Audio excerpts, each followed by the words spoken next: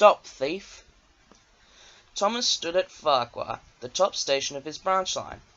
He had run round Annie and Clarabel after the morning journey, and was enjoying a short rest before the run back down the valley.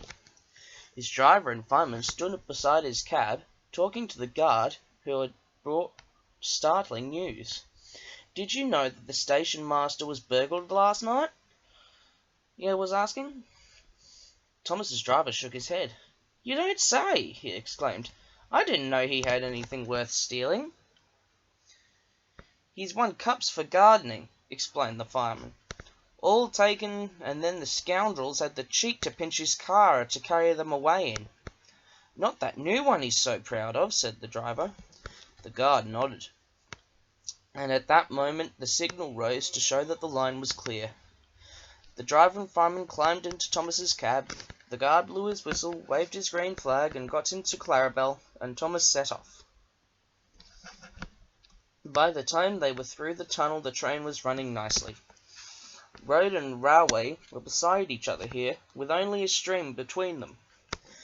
Thomas remembered his race with Bertie. He had only won because he could go through the hill, while Bertie had to go over it. A flash of colour on the road ahead caught his eye.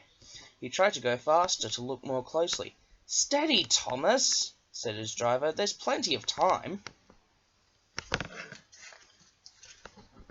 "Can't we get closer to that car?" panted Thomas. "It looks like the station master's to me." "Lots of cars look like that," laughed his driver, but he opened the regulator, and they began to draw level. There were 2 men in the car. They waved when they saw Thomas, and they tried to go faster. "That's the car all right, Thomas," said the fireman, "and those must be the thieves. But we can't stop them, and they'll be gone long before the next station." "We need a pencil, paper, and something to put a note in," said the driver. "We'll throw a message out at the next signal box." Quickly he wrote a note, and then put it in the fireman's empty lunch tin.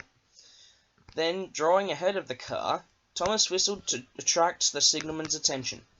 They slowed so that the fireman could throw the box up to him, and as they went past, both driver and fireman shouted "Police!" at the top of their voices.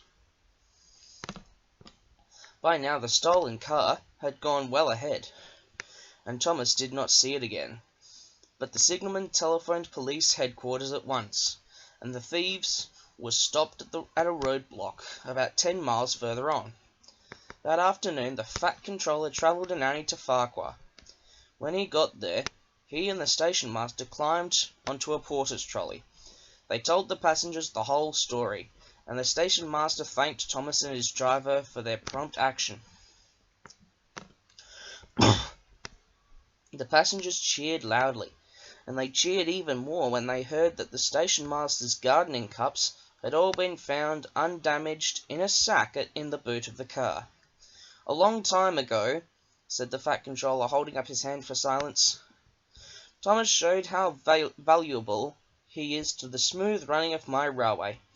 I am sure you will all agree that today he has once again proved himself to be a really useful engine."